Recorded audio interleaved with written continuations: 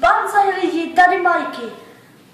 A dneska si uděláme hodně dobrý ledový nápoj, který je dobrý třeba na dnešek, protože dneska je velké horko venku a i ve stínu. Takže je dobré si tento drink udělat, takže můžeme se pustit na to.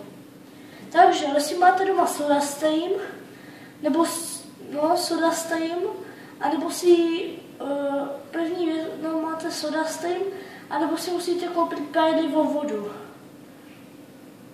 Pérdivou vodu bez příchutě. A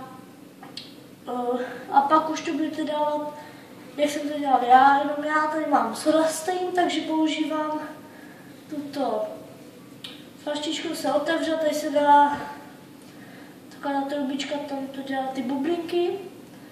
Takže dáte si to do SodaStreamu.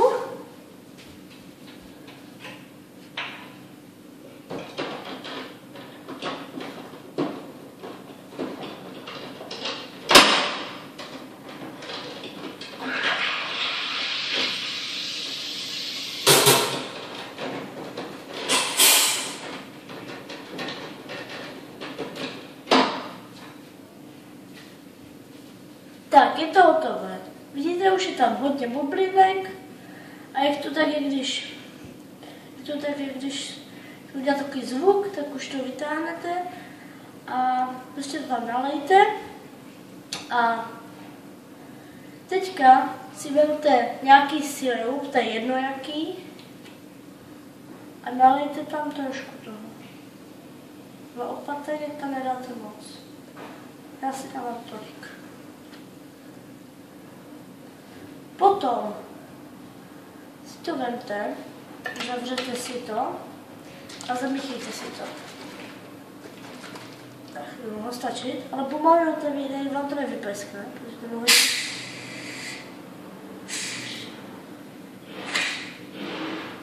Tak. Teďka to odložíme, vezmeme si skleničku a dáme tam trošku vody.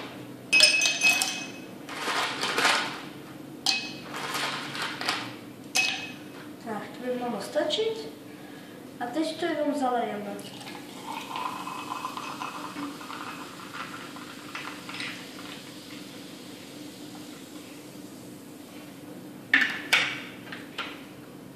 Tak ještě jedna věc.